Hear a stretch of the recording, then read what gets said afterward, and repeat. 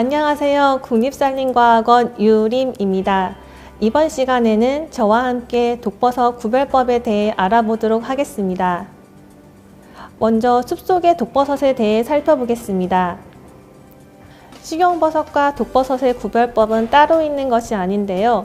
버섯도 다른 생물과 마찬가지로 형태적인 특성에 의해 종을 구분하더라도 독성 여부의 판단을 내리기가 어렵습니다. 국내 또는 국외에서 발표된 문헌 및 논문 등을 통해서 식용버섯과 독버섯의 여부를 판단하고 있습니다. 특히 버섯은 현미경으로 관찰해야 하는 미세구조의 특성이 종을 결정하는 주 요인이 되는 경우가 많습니다. 항상 정확한 종 동정을 위해서는 미세구조를 확인한 후에 표본을 보관한 후 버섯의 이름을 확인할 수 있는 전문기관을 방문하여 종 구분을 해야 합니다.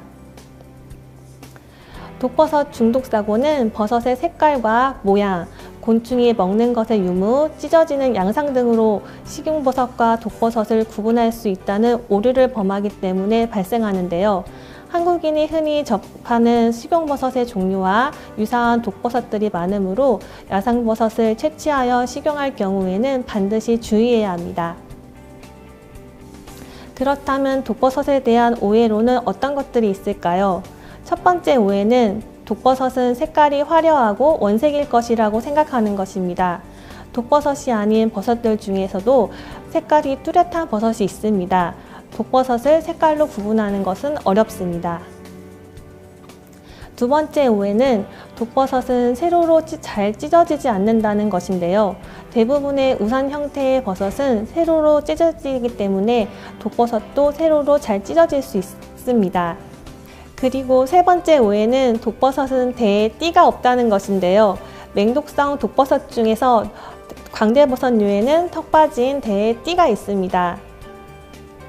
다음으로 네 번째 오해는 독버섯은 곤충이 먹지 않는다는 것인데요.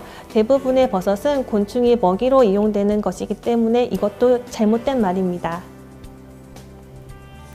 다섯 번째 오해는 독버섯은 은수저를 넣었을 때 색깔이 변한다는 것인데요. 하지만 독버섯의 독소 중 은에 반응하지 않는 독도 있습니다.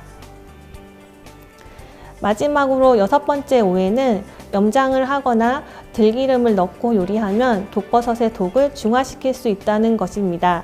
독버섯의 독소 중에는 수용성이 아니거나 열에 강한 독도 있습니다. 그럼 이번에는 숲속의 대표적인 독버섯을 살펴볼까요?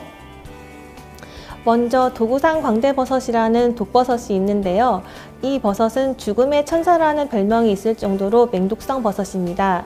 우리나라에서 발생하는 광대버섯 중 독성이 가장 강력한 버섯이며 치명적인 용량의 아마톡신 독성 물질을 함유하고 있어 버섯의 1개에서 3개 섭취 시 아마톡신 중독 증상을 일으켜 오심, 구토, 설사 증상을 발현시킵니다. 전국적으로 분포하면서 여름과 가을에 참나무류, 소나무 부근에서 발견됩니다.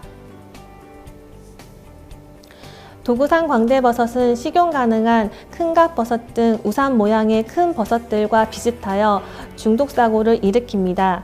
그러나 큰갑버섯은 대 위에 턱받이가 있다는 특징이 비슷하지만 대의 하부에는 대주머니가 없어 구분할 수 있습니다.